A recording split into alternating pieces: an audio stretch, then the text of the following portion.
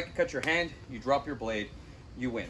Now, one of the main things you'll see in Filipino martial arts in Ilustrisimo is that they will favor the lead hand with the lead leg because they like range. So if you're far away from me, I don't want to have my weapon in the rear hand and hide behind it, because now I can't reach you.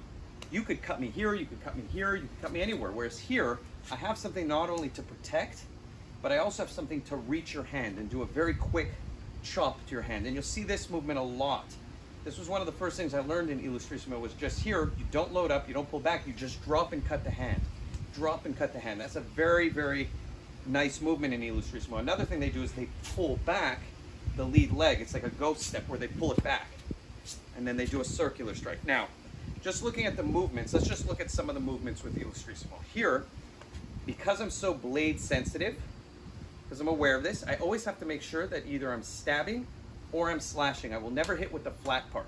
Additionally, when I'm blocking, I will block with the flat part and not block with my blade, because the weaker blade will lose here and I'll chip away at it and I'll ruin my blade or I'll crack it. Whereas here, if I cut, I can keep moving. So what you'll find in Ilustrisimo is a lot of forward movement and backward movement with the ghost step, and they're cutting all the time. Stab to cut, stab to cut. So I'll move a little bit here and I'll show you.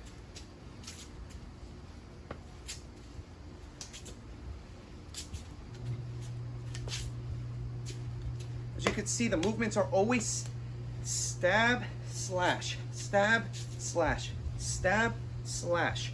And even when they block, they don't block counter, which is something you'll see in Doce Paris.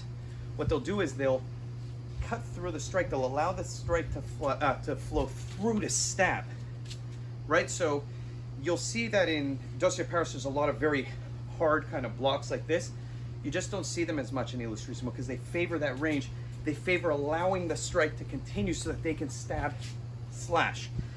So it's very machete-centric, and it teaches you to fight a very specific way, which I love. The movements in Ilustrisimo, the arm extends out as you're cutting. You see how when I'm cutting now, I'm not keeping my hands tight to my body, which is something you'd see like in Balintawak, you see it in Doce Paris, right? Like tight movements like this, you're seeing an extension. I want to get as far as I can with my weapon because I don't want you to get close. I want to cut your hand.